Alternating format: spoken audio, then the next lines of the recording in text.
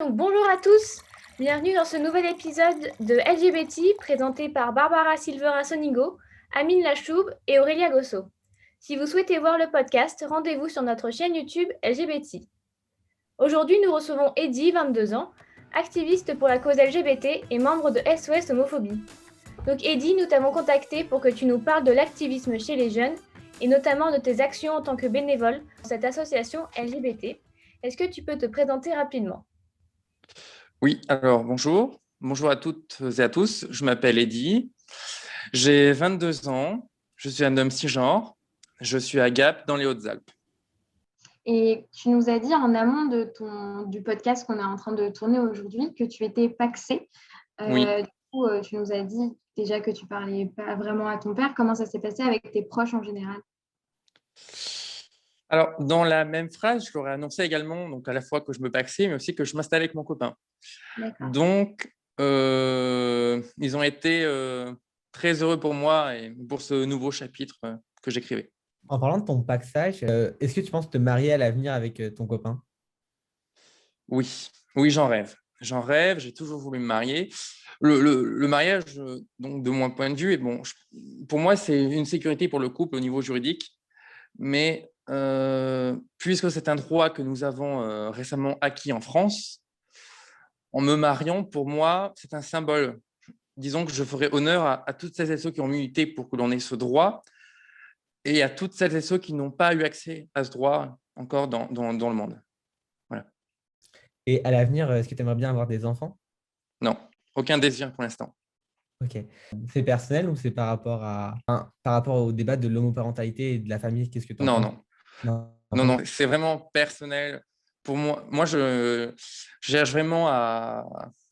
Ouais, non, c'est personnel. Je cherche vraiment à me dire que pour l'instant, je n'ai pas cette fibre paternelle. Bon, je sais que ça peut changer, on est dans une constante évolution, mais pour l'instant, non, j'ai vraiment pas ce désir. Je préfère me concentrer sur le militantisme et mon futur mariage. Voilà. Mais du coup, la sexualité, pour ça, n'influence en aucun cas la fibre du bon parent ou non ? Ah non, ça n'a rien à voir.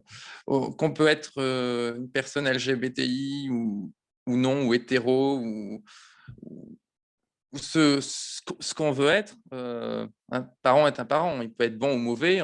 C'est des êtres humains, on peut se tromper. Et du côté de ta vie un peu plus personnelle, est-ce que tu as Oui. déjà subi des discriminations ou agressions ou autres ? Oui. J'ai été victime donc d'agressions homophobes quand j'étais encore mineur, donc pendant 2 ans au lycée. Donc j'ai porté plainte, ça c'est allé très loin. Et ensuite, il y a à peu près 1 an et demi, 2 ans, sur mon lieu de travail, dans l'espace public, donc dans la ville de Gap, dans les Hautes-Alpes, j'ai été agressé et puis insulté également. Voilà. Donc la première, c'était sur mon lieu de travail, je me suis fait insulter de sale PD plusieurs fois. Et puis la deuxième fois, on m'a couru après et on m'a insulté de tout nom obscède. Et donc, je me suis réfugié dans un centre, dans un supermarché et tout le monde me regardait et personne n'a réagi. Voilà. Et ensuite, j'ai fait les démarches et j'ai porté plainte une nouvelle fois. Et puis, l'affaire a été classée sans suite, comme la plupart des personnes quand ils portent plainte. Voilà. Est-ce que, suite aux situations d'agression que toi tu as vécues, tu as fait appel à une aide extérieure ? Alors, faut savoir que personne ne m'a soutenu. Quand j'étais mineur ou même encore là, bon, j'étais soutenu, mais c'était plutôt différent. Mais sinon, toutes les démarches, je les ai entreprises tout seul. Voilà, j'avais été soutenu donc, en tant que mineur par mes proviseurs, enfin ma proviseure et quelques enseignants. Mais sinon, je suis allé porter plainte tout seul. J'ai demandé de l'aide à, c'était quoi, Remède. C'est pour l'association qui aide les victimes. Voilà, tout simplement. Donc, eux, ils m'ont aidé à me dire, à faire bouger un peu mon dossier pour pas qu'ils soient, on va dire, enterrés. Mais ça n'a servi à rien. J'ai écrit une lettre qui a été adressée au procureur de la République du parquet de Valence. Voilà, et puis classée sans suite. Du coup, est-ce que au moment où tu portes plainte au commissariat, est-ce qu'on ne te propose pas, je sais pas, d'aller voir une psychologue, par exemple, ou d'être accompagné ? Parce que post-agression, il doit quand même y avoir quelque chose qui est difficile à surmonter. L'assistante sociale du lycée m'a dit, effectivement, ça serait bien que tu ailles voir une psychologue. Et donc, ma question n'a pas changé. Je lui ai dit, bon, une psychologue, d'accord, c'est bien. mais à un moment, il faut agir. Donc, faites plutôt intervenir des personnes pour des interventions au milieu scolaire, notamment. Je ne sais pas encore SOS Homophobie les faisait, mais j'en avais entendu parler. Faites plutôt ça, faites bouger les choses, mais de parler, ça ne sert à rien. Il faut à un moment agir et efficacement surtout. Voilà. Être assis sur un canapé à parler, puis que le psychologue écoute en hochant de la tête et prendre des notes, il n'y a plus aucun intérêt. Voilà. Voilà ce que j'aurais répondu. Du coup, tu nous as dit que tu étais engagé chez SOS Homophobie, pardon. Tu nous as Oui. parlé des petits papiers. Est-ce que tu peux raconter plus en général quelles sont les activités menées au sein de SOS? Oui, alors bien sûr. Donc, alors, à SOS Homophobie, il y a 3 missions donc, principales. Donc, la première, donc, c'est soutenir donc, les victimes. Donc, on a une ligne d'écoute anonyme pour les victimes et les témoins d'actes ou de discrimination homophobe. La première. Et ensuite, également, nous avons l'aide juridique. La deuxième, donc, c'est prévenir.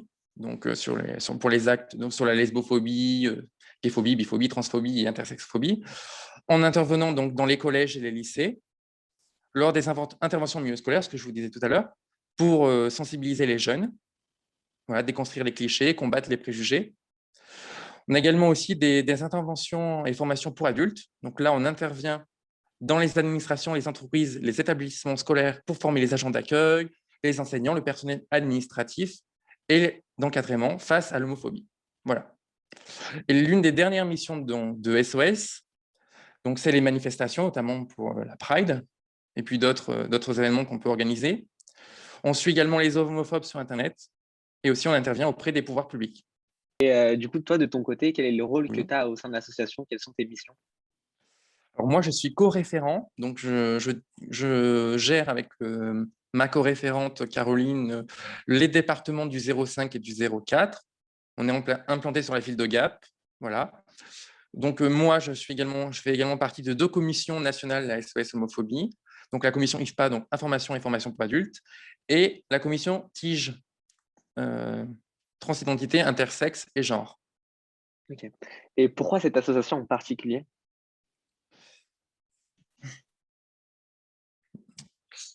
Pourquoi cette association en particulier? Parce que, disons que je suis en accord avec les positions et les revendications de SOS Homophobie. C'est une association féministe et inclusive, bienveillante, et c'est une association auquel je voulais appartenir, donc maintenant j'appartiens. Voilà. Et au sein de cette antenne, quelle est l'action la plus importante que tu as entrepris ou le projet? Disons que comme on vient d'ouvrir l'antenne depuis quelques mois, on la développe. Donc, je dirais plutôt que nous avons beaucoup d'interviews en ce moment. Donc là, pour promouvoir l'antenne. Voilà. Je peux vous dire que on cherche des bénévoles. Ça, c'est l'une des plus grandes pour l'instant. Ça nous prend beaucoup de temps et c'est l'une des plus grandes missions qu'on a sur l'antenne. On n'a pas que ça, mais c'est l'une des plus grandes. Voilà. Je peux également vous dire qu'on manque cruellement de bénévoles. Voilà. Alors, si également, je peux me permettre de rajouter, ce qui peut être important, donc, puisque nous recherchons des bénévoles, si vous êtes intéressés, nous avons une adresse internet, donc c'est nous rejoindre@sos-homophobie.org. Merci. D'accord, merci, merci d'avoir partagé l'adresse. On ne sait jamais s'il y a des personnes qui nous écoutent et qui veulent rejoindre l'association. Du coup, le site, il ne comprend pas seulement ta région. J'imagine que c'est un site assez généraliste pour Là, c'est une adresse donc, pour les bénévoles qui souhaitent nous rejoindre ou rejoindre d'autres antennes. Puis également, nous avons aussi un site internet, donc sos-homophobie.org, donc là où est expliqué donc, avec nos contacts, nos missions associatives, et puis nos événements, nos anciens événements. Donc, il y a tout un tas d'informations importantes qui peuvent aider ceux qui nous rejoignent. Voilà. Pour conclure ce podcast, on voulait que tu t'adresses directement à nos auditeurs et que tu leur donnes un conseil. Oui, bien sûr. Pour tous ceux qui auraient peur d'assumer leur sexualité. Oui. Alors, tout d'abord, je dirais qu'elles prennent leur temps de le faire quand elles se sentent prêtes, quand elles ressentent que c'est le bon moment pour parler. Le faire est une libération, donc je l'ai vécu. mais il faut faire attention, très attention à sa sécurité. Donc, si vous êtes dans un pays où les personnes LGBTI sont opprimées, faites attention à vous. Mais sachez que militer pour ces droits, donc nos droits, c'est un combat permanent. Mais heureusement, nous ne sommes pas seuls. Voilà. Merci beaucoup pour le temps que tu nous as accordé, Eddy. Bon courage Merci à avec vous. Ton antenne à SOS. Merci beaucoup. Merci aux éditeurs de nous avoir écoutés. Donc, vous pouvez retrouver tous nos podcasts sur notre chaîne YouTube et Spotify LGBT. Merci encore, Eddy. Merci à vous. Merci.